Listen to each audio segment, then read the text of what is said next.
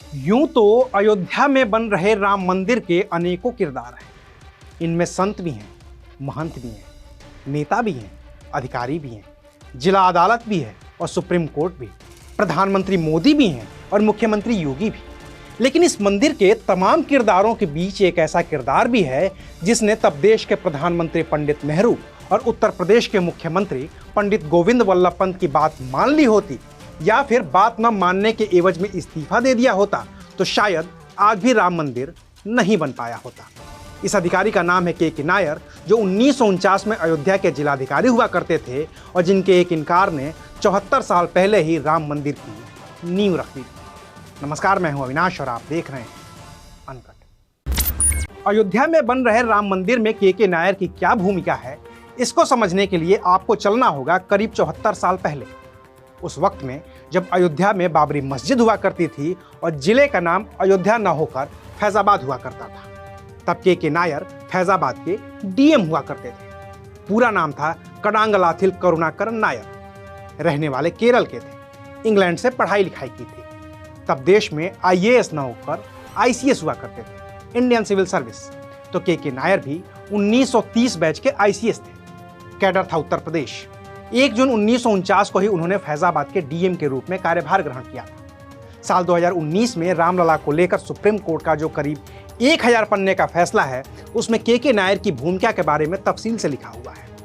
Supreme court के फैसले के मुताबिक 29 नवंबर 1949 को फैजाबाद के एसपी कृपाल सिंह ने फैजाबाद के डिप्टी कमिश्नर और डीएम के नायर को पत्र लिखा।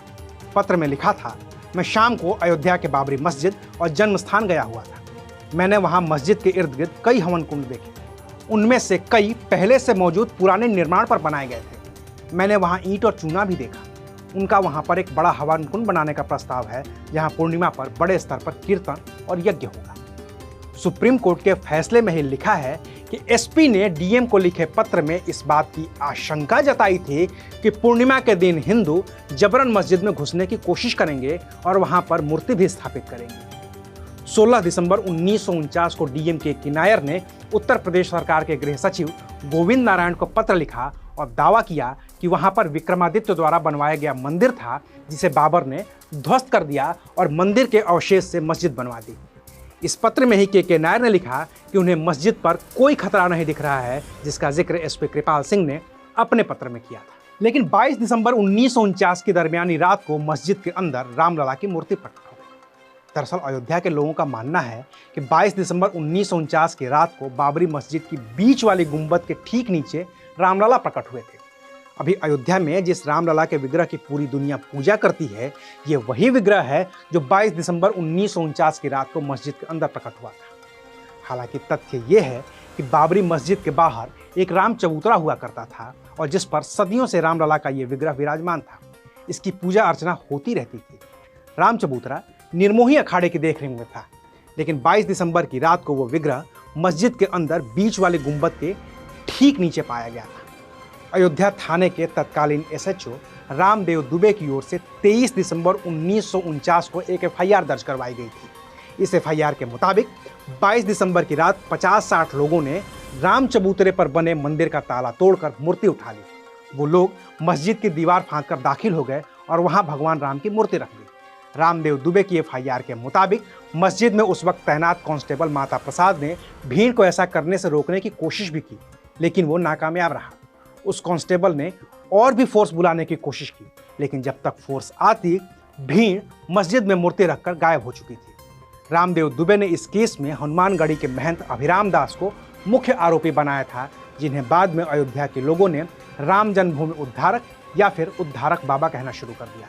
अब हुआ ये कि 23 दिसंबर के सुबह ही रामलला के प्रकट होने की खबर अयोध्या और उसके आसपास के इलाकों में भी फैल गई। लोगों की भीड़ जुटने लगी और भय प्रकट कृपाला दीनदयाला के भजन भी शुरू हो गए। खबर सरकार तक भी पहुंची। तब केंद्र में प्रधानमंत्री थे पंडित जवाहरलाल नेहरू और गृह मंत्री थे सरदार वल्लभ भाई पटेल, जबकि राज्य में मुख्यमंत्री थे गोविंद वल्लभ पंत और गृह मंत्री थे लाल बहादुर शास्त्री।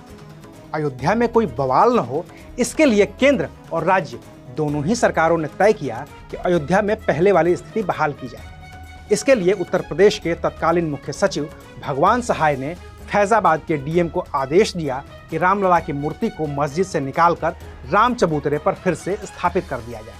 और फैजाबाद के डीएम थे वही के नायर, जिन्होंने एक हफ्ते पहले ही अपनी रिपोर्ट में ये कहा था कि मस्जिद सुरक्षित है और वहां पर कुछ भी नहीं होगा। लेकिन 22-23 दिसंबर की रात को मूर्ति रख दी गई। ऐसे में के नायर को मुख्य सचिव का आदेश आया था कि वो रामलला की मूर्ति को मस्जिद के गुंबद से निकालकर फिर से राम चबूतरे पर रखवा दें। मुख्य सचिव भगवान दास ने यह भी कहा था कि अगर इस काम के लिए अतिरिक्त फोर्स भी लगानी पड़े तो फोर्स लगाई जाए। 23 दिसंबर की दोपहर को जब के नायर के पास ये आदेश पहुंचा तो उन्होंने इस आदेश को सिरे से मानने से इनकार कर दिया। अपने जवाब में उन्होंने लिखा कि ऐसा करने से अयोध्या और आसपास की कानून व्यवस्था की स्थिति खराब हो सकती है। इसके अलावा कोई भी पुजारी मस्जिद से निकालकर मूर्ति को फिर से राम चबूतरे पर विधिवत स्थापित करने को तैयार नहीं है। मुख्यमंत्री गोविंद वल्लभ पंत नायर के तर्क से सहमत नहीं हुए। इस पर पंडित नेहरू का भी दबाव था कि अयोध्या में पुरानी व्यवस्था को ही बहाल किया जाए। तो गोविंद वल्लभ पंत ने फिर से के नायर पर दबाव डाला और बदले में के नायर ने फिर से आदेश मानने से इनकार करते हुए अपने इस्तीफे की पेशकश कर दी। 25 दिसंबर 1949 को पत्र में के नायर ने लिखा, अगर सरकार अब भी चाहती है कि रामलला की मूर्ति को वहां से हटाकर बाहर किया जाए तो मेरी गुजारिश है कि मेरी जगह पर किसी और अधिकारी की नियुक्ति कर दी जाए। 26 और 27 दिसंबर 1949 को यूपी सरकार के मुख्य सचिव भगवान सहाय को लिखे पत्र में के नायर ने लिखा कि 23 दिसंबर को जो घटना घटित हुई वो अप्रत्याशित थी और उसे वापस करना मुश्किल था। के नायर ने सरकार को सुझाव दिया कि अब इस मामले को अदालत के हाल पर छोड़ दिया जाए और जब तक अदालत का फैसला नहीं आता मस्जिद में जहां मूर्ति रखी है उसे जाली से घेर दिया जाए। साथ ही मूर्ति को भोग लगाने वाले पुजारियों की संख्या 3 से घटाकर 1 कर दी जाए। इसके अलावा नायर ने मूर्ति के पास सुरक्षा घेरा बढ़ाने की भी सिफारिश कर दी। अब मुख्यमंत्री गोविंद वल्लभ पंत के पास 2 रास्ते थे। पहला तो ये कि वो के नायर का इस्तीफा स्वीकार कर लें और किसी दूसरे अधिकारी को तैनात करके मूर्ति को मस्जिद से बाहर राम चबूतरे पर लेकर आए। दूसरा ये था कि वो के नायर के सुझाए गए उपायों पर अमल करें। गोविंद वल्लभ पंत सरकार ने नायर का इस्तीफा नामंजूर कर दिया और सुझाए गए उपायों को अमल करने का आदेश दिया। इसके बाद से ही कभी वो मूर्ति हटाई नहीं जा सकी और अदालती मुकदमे शुरू हो गए, जिसकी परिणति साल 2019 में सुप्रीम कोर्ट के आखिरी फैसले से हुई, जिसमें अदालत ने भव्य राम मंदिर के निर्माण का आदेश जारी किया। हालांकि बाद में पंडित नेहरू ने खुद इस पूरे विवाद के लिए के नायर को ही जिम्मेदार ठहराया। 5 मार्च 1950 को एक पत्र में पंडित जवाहरलाल नेहरू ने लिखा, यह घटना 2-3 महीने पहले घटी थी और मैं इससे बेहद परेशान हूँ। उत्तर प्रदेश सरकार ने इस मुद्दे पर बहादुरी तो दिखाई लेकिन कुछ खास किया नहीं। उनके फैजाबाद के जिलाधिकारी ने गलत व्यवहार किया और इस घटना को रोकने के लिए कोई कदम नहीं उठाए। कहा तो ये भी जाता है कि सीधे प्रधानमंत्री नेहरू ने के नायर से मूर्ति को हटाने के लिए कहा था, लेकिन के नायर ने नेहरू की भी बात मानने से इनकार कर दिया। नतीजा ये हुआ कि के नायर को उनकी नौकरी से जबरन रिटायर कर दिया गया। 14 मार्च 1950 को वो फैजाबाद के डीएम पद से हटा दिए गए और वहीं से उनका रिटायरमेंट हो गया। बाद में के नायर और उनकी पत्नी सुशीला नायर ने भारतीय जनसंघ का दामन थाम लिया। पहले सुशीला नायर कैसरगंज से 1952, 1967 और 1971 में सांसद बनी। वहीं के नायर भी 1967 में बहराइच से सांसद बन गए और अयोध्या के आसपास के इलाके के लिए हिंदुत्व के बड़े चेहरे के तौर पर याद किए गए। लेकिन अगर के नायर ने उस वक्त प्रधानमंत्री नेहरू का आदेश मान लिया होता या फिर गोविंद वल्लभ पंत का आदेश मान लिया होता तो शायद परिस्थितियां कुछ और होती। शुक्रिया, आप देख रहे थे अनकट।